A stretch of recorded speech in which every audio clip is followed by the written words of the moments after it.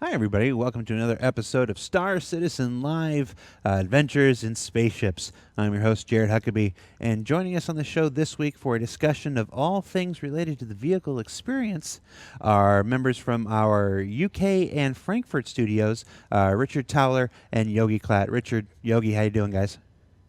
Yeah, I'm great, thanks. Thanks, pretty good. Good. Yeah, it's good to be here. Now we don't often get to do a show from multiple studios at the same time. So we've got you up on the split screen here, and you're actually almost a little bit bigger than life size right now. as I look like, I mean, I've got a big head, and your guys are, I don't know. It's just usually. Yeah, I've got a really big head. It's not good. I have to special order my hats. That's my hats are such a trademark for mine because I literally have to special order them online. I can't walk into a store and buy a hat. So it's also why I have neck problems. All right, so if this is your first time on watching Star Citizen Live, you have to fight. No, Star Citizen Live is the show where we take our developers and we pose to them questions from you, the Star Citizen community. You can submit your questions in a number of ways. You can, if you're watching live on Twitch, welcome. You can submit your question in the chat by prefacing your question with the word question in capital letters surrounded by brackets. You can also do so on Spectrum, which is our communication platform available on robertspaceindustries.com. And then throughout the week, we were collecting questions on Spectrum for folks who couldn't be here with us live. They also got to vote up which questions they wanted to see answered most. Now, as always, it always happens to some extent. Some portion of the questions that come in during that phase aren't necessarily accurate or correct for the show, the topic of the show, or the devs that we have. One of the things that we discovered in the question gathering thread this week is that there's we could do a better job explaining the difference between a vehicle content team, which is which is the folks who make the spaceships, the vehicle feature team, which is the folks who create features that go into spaceships like the component systems or scanning, stuff like that, and then the vehicle experience team, which is who we're talking about today, or talking with today rather. So to start things off, what is vehicle experience? Make it make sense for all of us. So the way that I describe the vehicle experience is it's about the feel of certain experiences within the game. So it's the cockpit experience and the way that feels, the way we translate G-forces and speeds, accelerations, and it's the way we do that through the third-person camera. But it's also the balance of the ships and the balance of the game in general, and we're also looking at the combat experience. It's how the combat works and feels and how we communicate that to the player and make it all feel good. So really, I just describe it as the way things feel. Would you agree with that, I Yogi? have nothing to add. No? Yeah, it's the ethereal, it's the ephemeral, it's that in Hollywood here, it's that it factor. It's the thing that you can't always explain about it. It's we got the team that makes all the parts, we got the team that makes the features, and our with 2020 we've created this vehicle experience team because we recognize the need to focus on I don't hate using this word because it's literally the name of the team. The experience, the when you get in there, how it all feels, how it all connects. We've said for years we want ships to have unique personalities to them. We don't want with 160 plus ships announced for Star Citizen at this point. We don't want every single one to handle exactly the same, to fly exactly the same. So it's adding that personality into things and the way in which it reacts to you and you feel in it. It's a wonderful thing. That's why we're excited to have you on the show. And if you want to learn more about the vehicle experience team, besides what you're about to see for the next approximate hour, don't forget to check out last week's episode of Inside Star Citizen, where we got to talk with Richard and Yogi and other members of the team, Johnny Young and Rob Johnson, and who am I forgetting? You are forgetting Lucy. Lucy, jeez. I literally Who makes it all work. Starts with an L. Yeah, It it's all right. She's only the person that brings it all together and makes sure everybody's on task. It's not an inconsequential part. It just like, all right. So with that, we've done the intros. We've explained how the show works. We're gonna get into the questions, digging through the metric tonnage of Gib Carricks that are in the chat. It's on its way. What am I going to say? Okay. So right off the bat, the number one most voted question in the thread throughout the week was, what's the state of physicalized components? We already saw them a while ago. What is keeping you from putting them in the game? That's a question for vehicle features. We just wanted to set that aside. You know, people are like, why did they ignore the most voted up question? That's not a question for this team, unfortunately. So hopefully we've explained that. We promise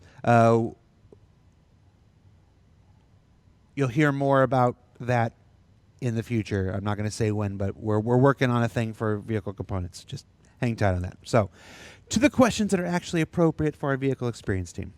Can we please have the option to power on the ship from the ship entrance instead of having to go all the way to the pilot's seat to do that?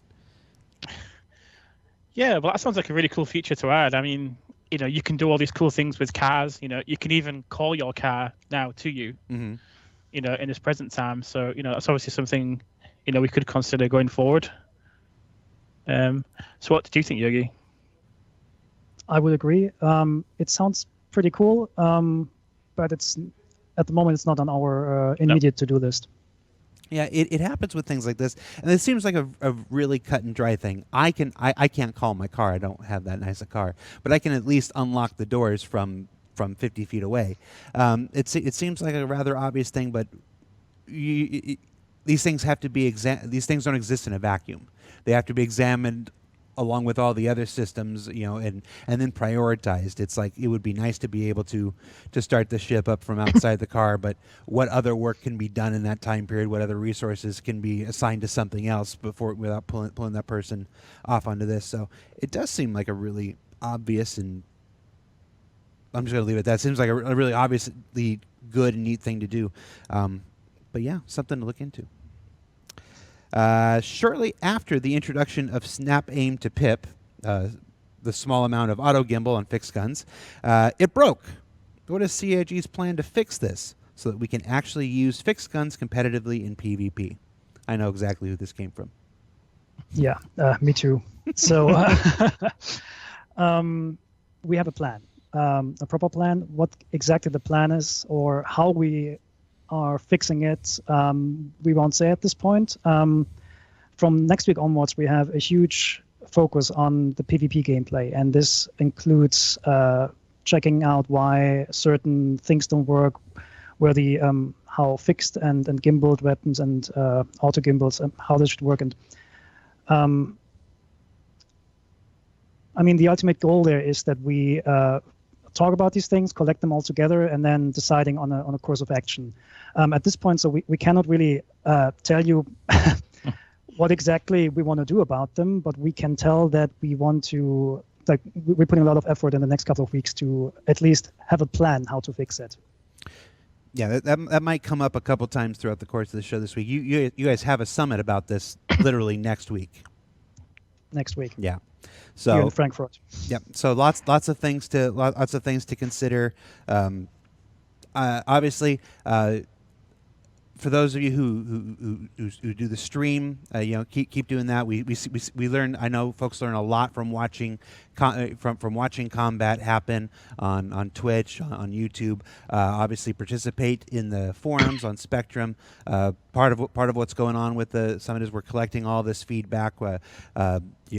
Bear is really great with those player experience reports and gathering all your feedback. So please continue doing what you're doing, guys. It's helping towards everything that we're doing.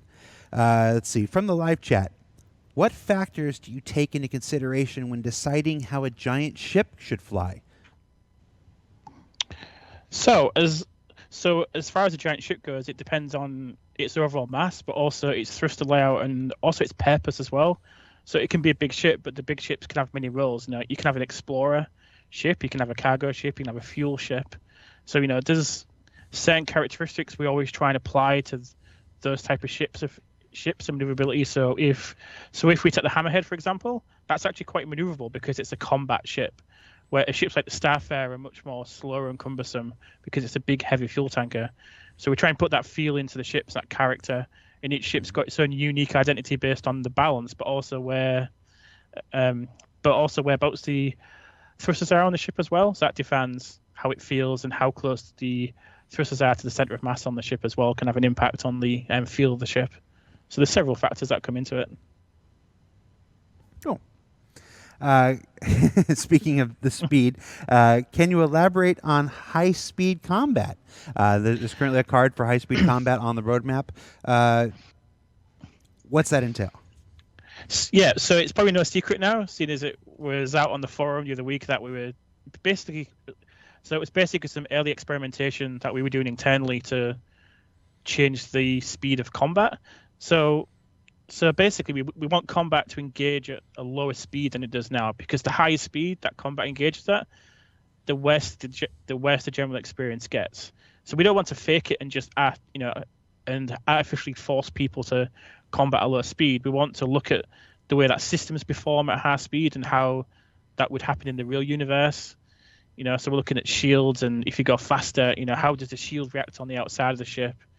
And that would encourage players to engage in combat at lower speeds rather than higher speeds, where perhaps there's more risk of being taken out by an opponent. So it's just to kind of encourage that kind of closer engagement in combat, because we found that the experience in combat gets better if it's much closer and at a lower speed than high speed. What are your thoughts on that, Yogi? Yeah, we are not entirely set what these things are going to be, but part of our process for the coming weeks is to do a lot of gameplay tests to figure out how these actually can work.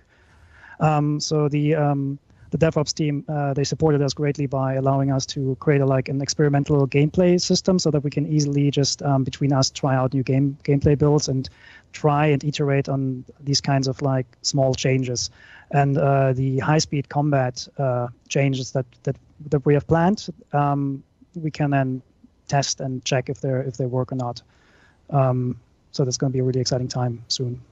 Gotcha. Do you have to think about the impact on racing at all when you do that? One of the questions that came in from chat is about racing, and does the tuning to ships for combat adversely affect the tuning for them for racing? Are you gonna, if you slow these ships down, is racing just going to become boring and tedious? So we don't plan on actually slowing the ships down. It's just that certain things won't perform maybe as well as they do at lower speed. So in the racing ships, we'll still be able to go as fast as they go now. So we don't actually plan to stop players from going quickly. It's just there's an element of risk involved in going quickly if you're in a particular engagement with another player. So that's kind of what we're trying to encourage. Whereas you'll still be able to go as fast as you can now with the racing ships. Yeah, so it's more encouragement than forbidding something. Somebody in the chat mentioned a cat and rat type of dogfight. I've been trying to figure out what a cat and rat. I know what cat and mouse is, but it depends if it's a scaredy cat or not, right? Because I've seen some videos of rats and they can get quite aggressive. One of the questions from the thread, we actually addressed it a couple weeks ago, but it got voted up again. Have you considered allowing wheeled ground vehicles to use the mouse scroll wheel for speed control?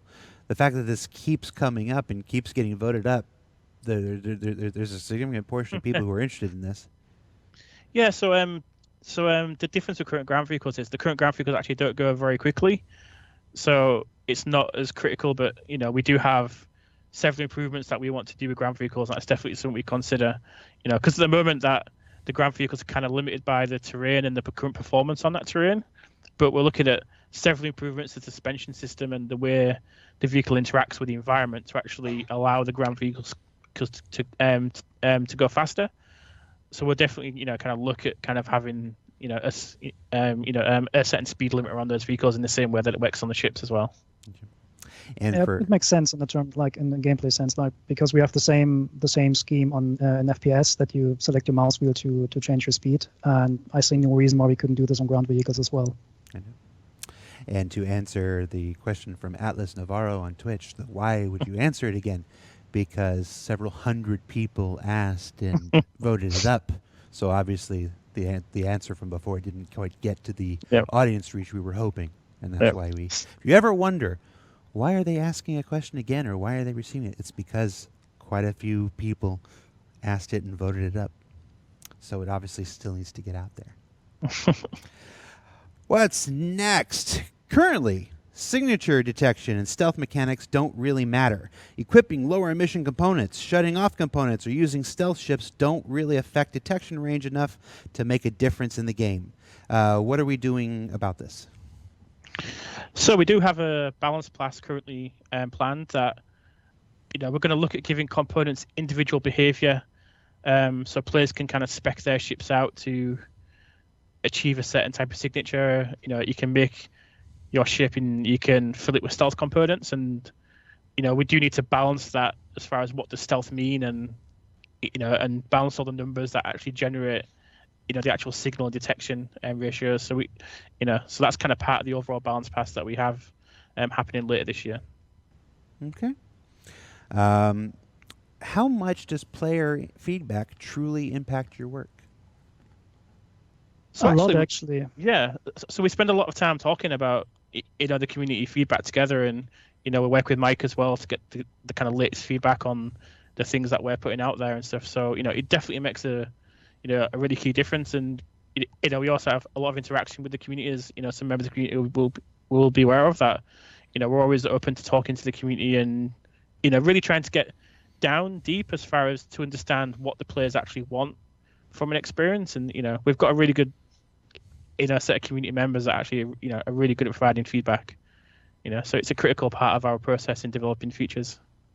We had actually two instances where this really helped. This was with the head tracking and the look ahead work, where we pretty early during ETF we put out the features out, and they had a pretty reduced, let's say, set of options and all that, and a lot of feedback came from the community, and they actually caused the feature to be extended in the way how they ended up in the end. So we really value feedback. Of course, we cannot reply to every thread, but we pretty much read everything, and we are aware of the worries of the community. Yeah, it's an important consideration. It's always tough. It's the time taken to respond to threads can be taken actually processing the feedback and putting it into use. It's always a difficult thing to balance that time. We hear that from devs a lot. It's it's between the work of the player experience team and also our community team, and just even me just sits there. Sometimes I see something, I just pass it along to somebody when I think it's super valid and super helpful, and it's yeah, we'll add that to the list, and yeah, we're currently working on that and stuff like that. It's hard to take the time to sit there and reply to every single thing. It's especially since it's like that triangle between, you can have things that are fast, you can have things that are good, you can have things that are quick. Pick two. It's like we can read the feedback, we can process the feedback, we can respond to the feedback. Pick two is what happens quite a lot of the time. And I think at the end of the day, while we all wish we could spend more time on Spectrum writing out detailed responses, it's more important that we get the feedback, and that we process the feedback, and that we integrate the feedback than it is that we can always respond. All right, this is coming up both in live chat and the thread. It's Hero Wapo.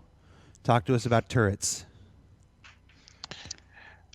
So with turrets, we're kind of looking at the way that we can kind of fundamentally improve turrets in terms of the way they feel, in terms of the way you move the turret, but also how we communicate, kind of the way you aim with turrets, and also the way they interact with the ship, and the way they move to enable the players to be more accurate with turrets, and also the general balance of turrets and how powerful, kind of turrets are. So we have that kind of right balance between a hammerhead and several smaller ships, and trying to get that balance where the turrets are the right kind of balance in the game. So if you have a full kind of ship of hammerhead pilots, and you've got the pilot, and you can fill the 6 turrets that are in that game, that's the right balance when you're fighting 4 or 5 gladiators or arrows or something if you get attacked. So we're kind of looking at them from a fresh experience, and trying to make them more fun basically and feel right. And we have several different types of turrets as well, so it's making sure they're balanced correctly. Yeah, but ultimately we want to make sure that turret gameplay is a valid choice, right? We want players to actually having a hard time decide whether they go out with 2 Hornets or 1 Super Hornet, where one player is a dedicated gunner or turreter. I'm not sure if that's a word, but the person who uses the turret. So yeah, there's a lot of work to be done, and we're aware of that. And we cannot tell you when we're going to do that work, but it's going to be us who do the work. If I'm allowed to play backer advocate here a little bit, we over the years, we've heard a lot. We've heard multiple teams that we're gonna take this stab at turrets and we're gonna make turret gameplay better. It can kind of seem like Lucy with the football and in Peanuts, like, okay, this is the time we're gonna make turrets better.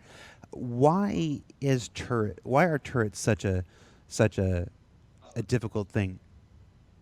What kind of hits the point is they're very difficult to do because they don't just require kind of one axis. Like, you've got several influences in the turret itself. You've got the ship movement itself, you've got the movement of the turrets, but you've also got the movement of the guns on the turrets as well. And then the way that works with the aiming systems, that's a very, very difficult thing to balance and to get right. So like players that are struggling to move the turret in the right place, where they're trying to aim something. So they're trying to aim at a moving target while the turret's moving, while the ship's moving. And that's just something that's very, very, very difficult to do because, it's fair to say that turrets don't really work that well in real life for that reason. So, it's just very difficult. But, we're up for the challenge again, and, hopefully we can make those improvements. They will eventually work properly. I know it's like I said, I was playing advocate there for a little bit. It's definitely something we're tremendously committed to. I know Chris believes in it a lot. Everybody believes in it a lot. It's definitely it's a core element of of multi-crew gameplay. We want the choice between flying one ship with turrets versus flying 3 individual ships to actually be a choice. It's just something that's going to take some time to do, but I feel good about your chances. I'm not going to sit here and promise that you guys are going to be the ones to get it, but I feel good about your chances. Okay, we've heard a lot about the new UI tech. What can you say about actual improvements to ship user interfaces? So as far as feature development goes, so we're working much closer with UI to communicate the actual underlying feature that we've developed as designers, and how we communicate the levels of that feature to the to the player, so they can see and feel what's going on, and also to understand it very quickly. So we're kind of trying to do a better job on my side is to explain the feature underneath and actually break it down of all the different aspects of what we want to communicate to the player and at what points, and to make sure that's communicated with the UI. Seeing a lot of questions about parking cameras or landing cameras. I know it's probably a vehicle feature thing as opposed to a vehicle experience thing, but do you have thoughts on parking cameras? I mean, like I said, we have them in cars now. You go in reverse and a camera comes on, you see it on your screen. Is that something you'd like to pursue? Is there a reason you'd be against it? No. So as far as the development of the new cameras goes, we put the new cameras in for first and third person, and these are kind of like the first iterations of these new cameras for us. But also now we're looking at the future and we're going, actually what features do we want to include now in the camera, going forward for future versions of it, and these can include kind of parking cameras where the camera moves, based on the landing pad or, the way you're landing, but also just general features, even for ground vehicles where, it's the way the camera moves when you're driving up hills. It doesn't work the same way it does for ships. So we've got to develop different systems on top of the current camera to kind of support different vehicles, and that can include different, play styles and, in terms of parking ships and, parking ground vehicles, and how it works with collisions, which is quite a complex problem to solve, which is one of the kind of key things we did last year and the start of this year, was looking how we can make the camera work within all the complex kind of landing zones we have, where if you're moving the camera somewhere, it can actually collide with various objects and various other ships. And it's how the camera deals with that collision so it still feels right, so it's not snapping or it isn't clipping objects. So we've got a lot of features planned for the camera going forward. We haven't. Gotcha. Here's a question for somebody who watched last week's ISC. Are you really a glider pilot, Yogi? Or I won't say what the second half was. This person's incredulous about whether you're actually a real life glider pilot or not. I am in training. I'm in training. Like I don't have a license yet, but I'll continue to do my license in May. Yeah, but it's good to get that experience in real life, because you're kind of flying gliders and stuff, and I've flown a helicopter and stuff like that, and it really helps give a sense as far as the vehicle experience goes of just what you're feeling inside a real object, like a real plane or a real helicopter, and just the feeling, the sensations you get, 'cause it's very different in real life. Yeah, the feeling of motion is very, very intense, and of course you don't have that when you play on your PC, right? So any kind of like tiny motions or something like it can really help to sell that feeling that you are accelerating forward or backwards, or that get you like thrown around or something like that.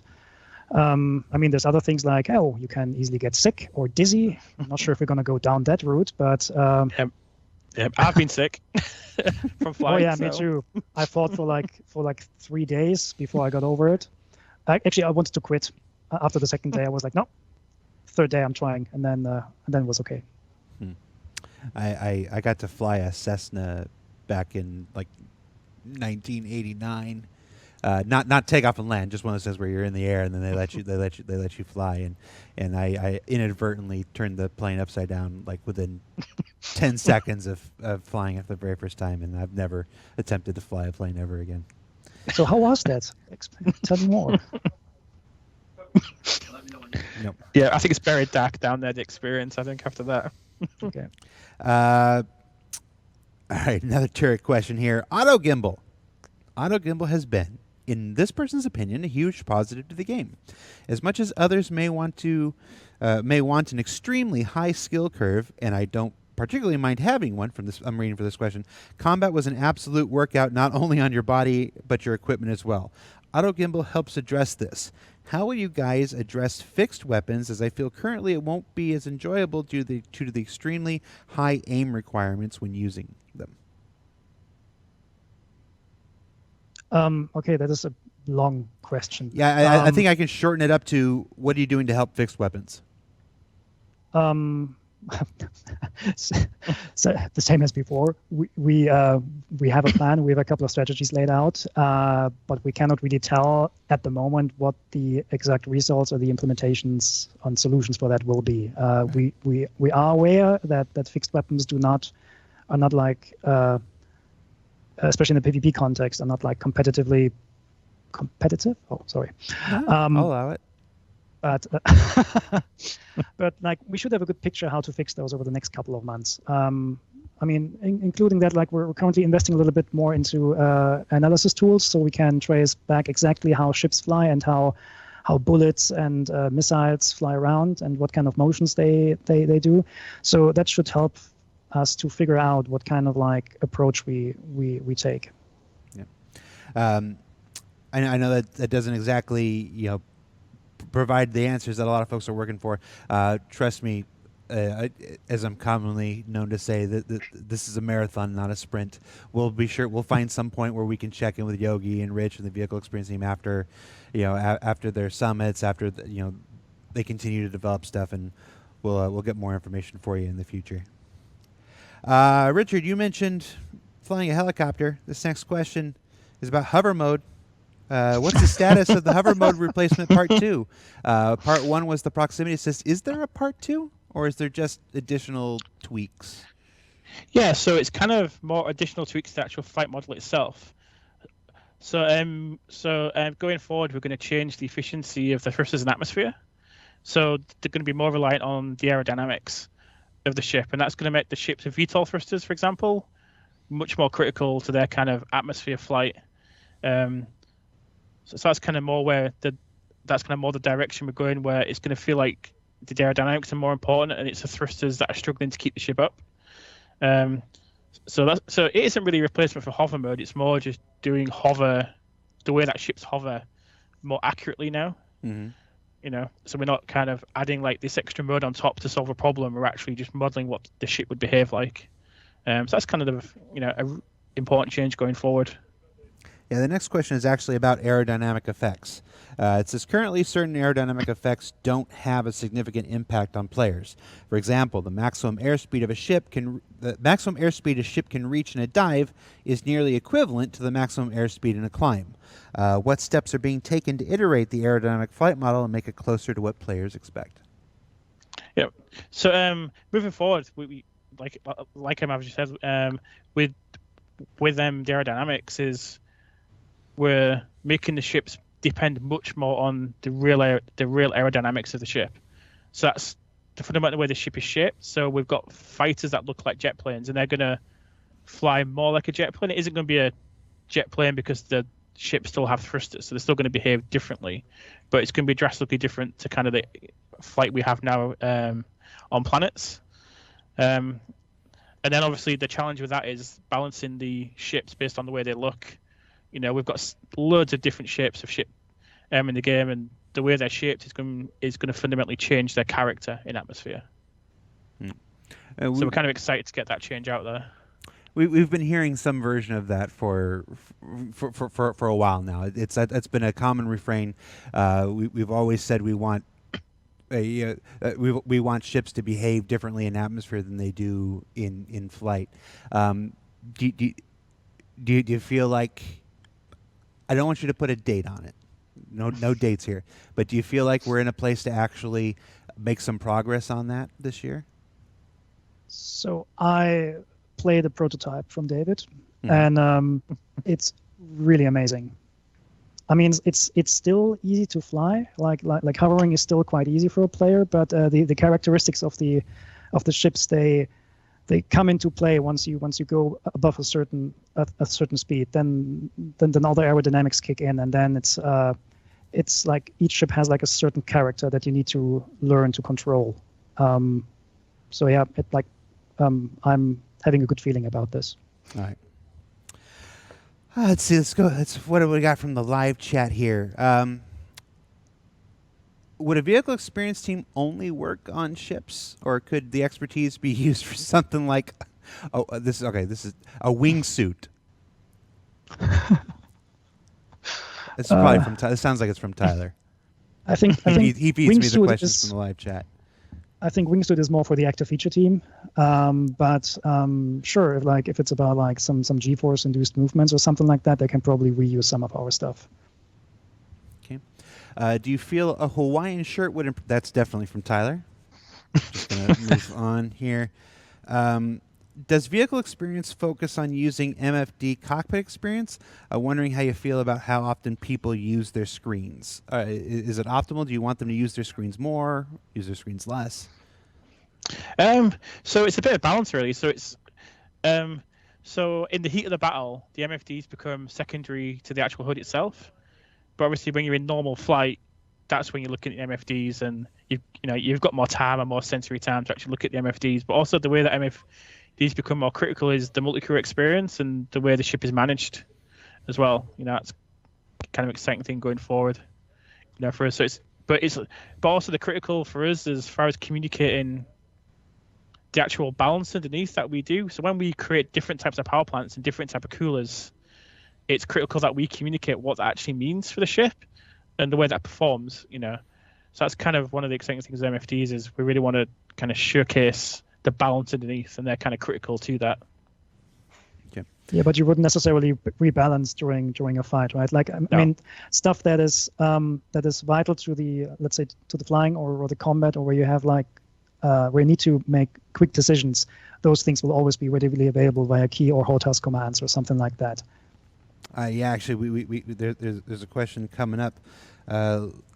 Where was it? It's a good time for it. Let me skip ahead to it. Several ship functions are not bindable and therefore unusable for joystick users, such as shield hardening. Can we expect keybinds to be added for these functions in the future? I think yes. Sorry, it's a really short answer, but like anything that is just like a simple click or which makes sense and like that.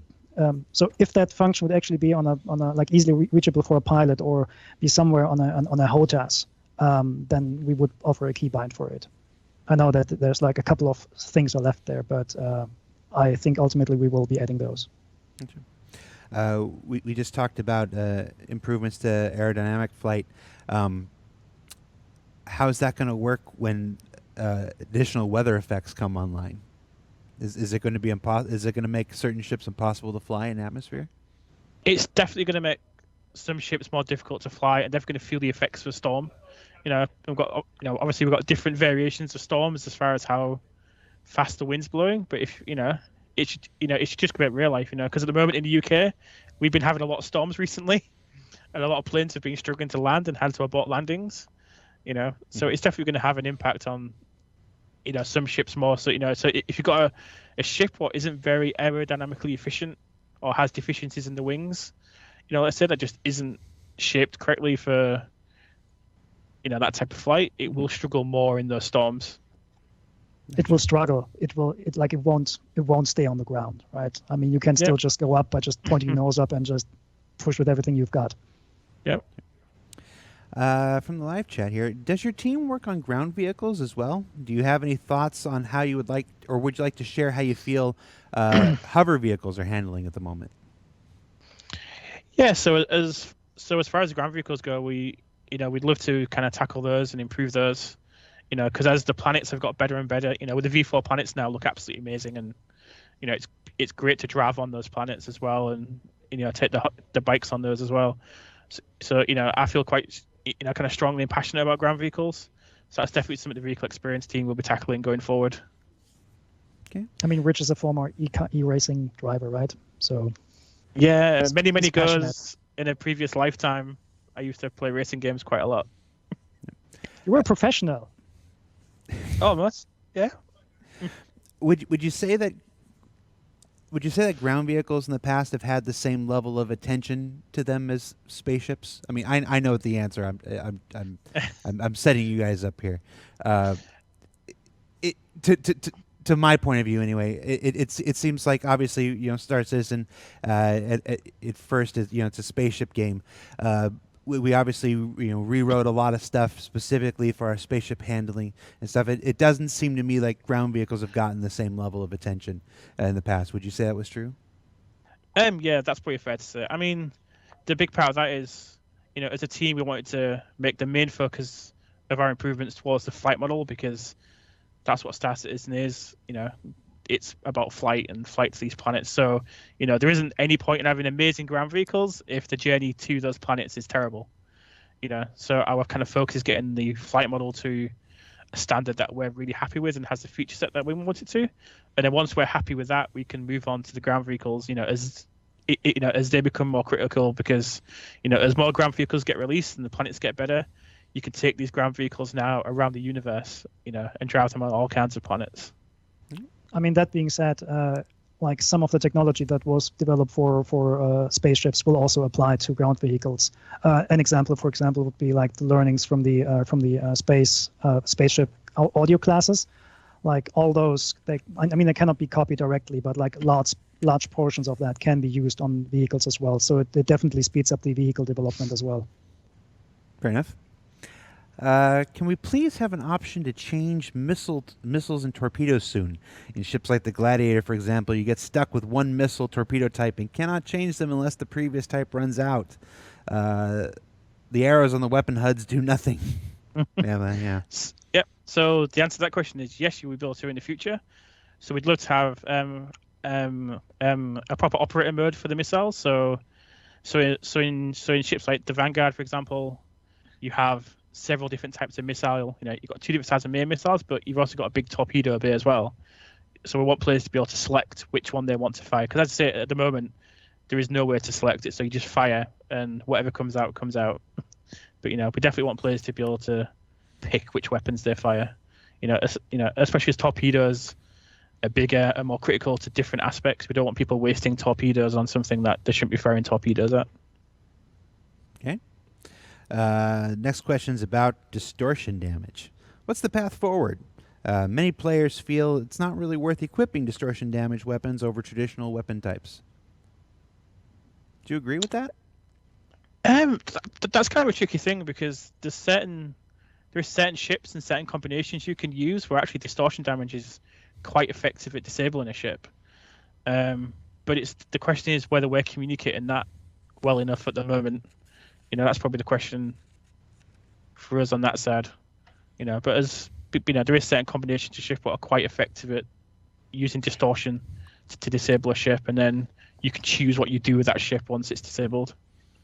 Yeah, I think what happens, at least sometimes I don't get to play as often as I like because it's work. But when I watch streams and when I see sometimes distortion damage doesn't get through the shields. I'm not sure it always works the way it's supposed to with shields and stuff like that. I don't really know where I was going with that, but I don't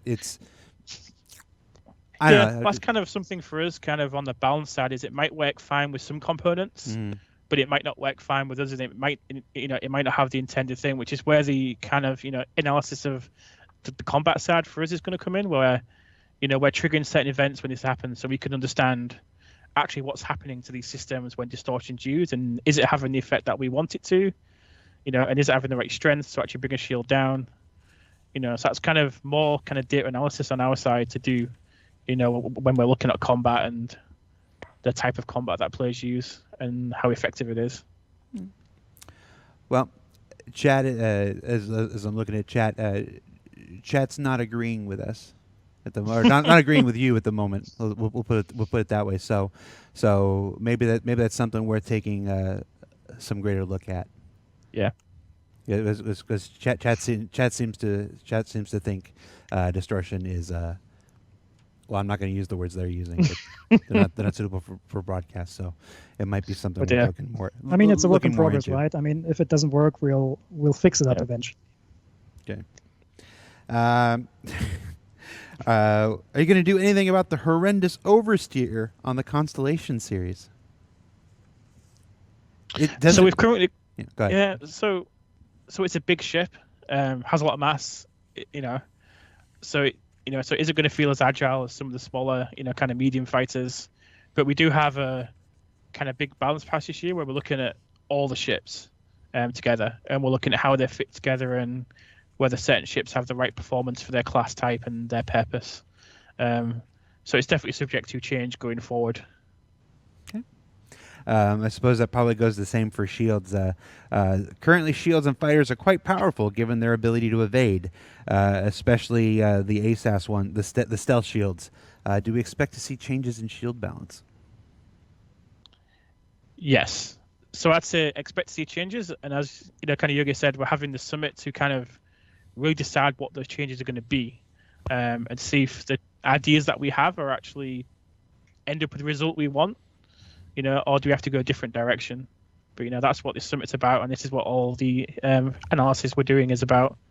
It's understanding the systems and the way they interact with each other. To get the gameplay that we want. With aerodynamics playing a big role in handling, should we expect to see things like flaps or panels to help slow ships, as opposed to just things like the space brake? That's an interesting question. Well, in atmosphere, yes, right. Yes. So essentially, if you're going forward a lot and you actually manage to just let's say you fly Gladius and then you just really harshly pull up and you just expose the whole surface of the ship against the wind, you will slow down a lot. So yes. Okay. And have you started working on the vehicle experience for the Ranger yet? And if you have or haven't, how hard do you expect that to be? So we haven't started yet, but yeah, it's got its own unique challenges. But that's the same as anything in the game. It's always a challenge getting that right feeling. Yeah. Okay, I know who this question is. I don't actually have the names for people, but sometimes you can just tell. Currently, 31 of 36 fighters this person has tested have higher retro thrust than maneuvering thrust, even though most retro thrusters aren't visibly larger than maneuvering thrusters. And some of these ships don't even have dedicated retro thrusters to begin with. Why are the ships like this, and do we expect changes in the future? Yeah, so the reason why ships are like this is the ships have very fast acceleration on the y-axis, so you can go very quickly. But if we made it that the size of the thruster defined the actual thrust itself, some of the retro thrusters would take a long time to slow down. So the ship would move very quickly in a straight line going forwards, and it'd roll quickly, its rotations would be very quick, but it would feel terrible trying to slow down. So it'd feel really strange. So it's part of the kind of overall balance we're looking for, is to have ships that can actually slow down as fast as we want to. But it depends on the type of ship as well. I mean, we've got some ships like the Hammerhead, for example, that has its 2 retros at the front, and that does actually take quite a long time to slow down. But then you've got fighters which have kind of maneuverable thrusters as well as the fixed thrusters that can help slow it down. But it's just like a car. It's kind of the opposite, really. So with a car, you have acceleration up to a certain speed, but it can slow down almost 4 times quicker than it can accelerate, for example. So obviously we don't want that with the ships, but that's kind of one of the feelings behind it, is we don't want ships to feel like they take forever to slow down. Yeah. Because it'd be really hard to engage at that point. Unless you just swing the ship around and just slow down with your mains, but that's not something we really want the players to have to do to slow down. Yeah, I'd also say that the idea that the retro thrusters have to be larger in order to counter the forward momentum is a bit of a fallacy. It's the size of them is not something that's bigger is not automatically more powerful, and something that's smaller is not automatically less powerful than something that's bigger. Yep. So on a typical ship, you have like 4 thrusters underneath and 4 thrusters on top, and let's say 2 at the front. But when you're flying the ship and you're rotating the ship, it has those 4 thrusters moving. So that's so it is using a lot of energy, whereas with the kind of retro thrusters, you're only using 2 thrusters to slow down. So they can actually have more power, defined to those 2 thrusters in that axis. Yeah, and then things like the Card 2 wall don't have retro thrusters at all. It just rotates the main thrusters, right? Yeah, and got lots and lots of little thrusters around the ship as well. We're almost done here. How is missile evasion intended to work?